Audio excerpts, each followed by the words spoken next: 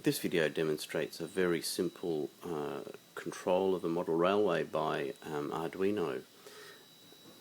As you can see, I've got a very simple and primitive track here that I am running the train back and forth on a very tight little circuit.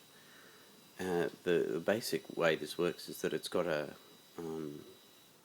optical sensor at each end. They're infrared, and when the train crosses the sensor it's reversed.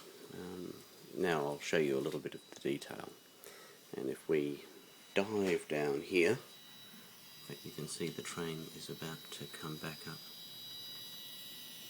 over the sensor, and I'll turn a light on and you'll be able to see the sensor a little bit better, I hope.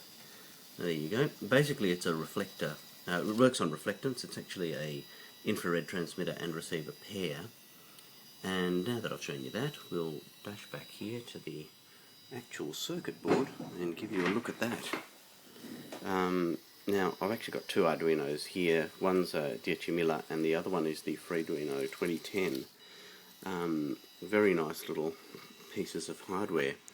I'm running this from my own power supply, which I've built, that provides basically 5, 9, 12 for digital circuits and a separate 12 for analog circuits for the motors, basically. And you can see here I've hooked the grounds together using a choke to prevent basically electrical noise from invading my digital circuits.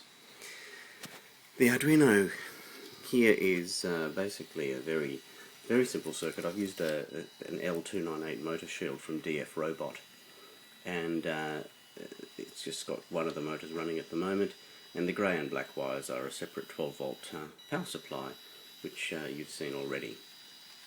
To the right of it, I've created a very simple board, quite primitive really, just with a potentiometer on it, two potentiometers and an LED.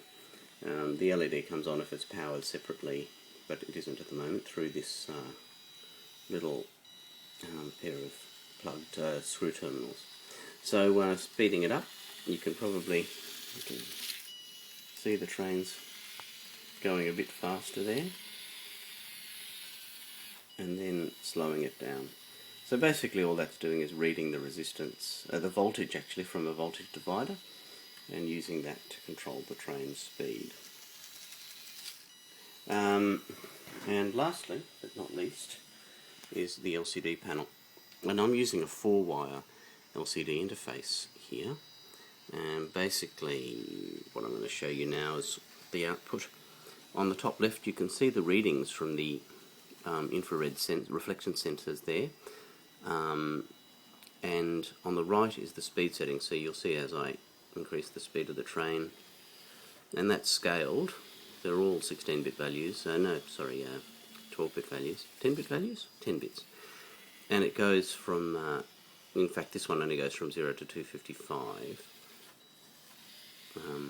On the bottom you can see information about the interpretation of the sensor values.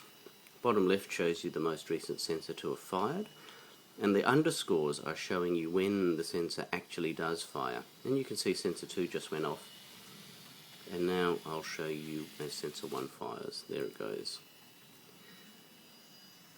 Anyway, it's all good fun. The code at the moment is totally unspeakable and vile, so you're not going to get to see that until I've cleaned it up.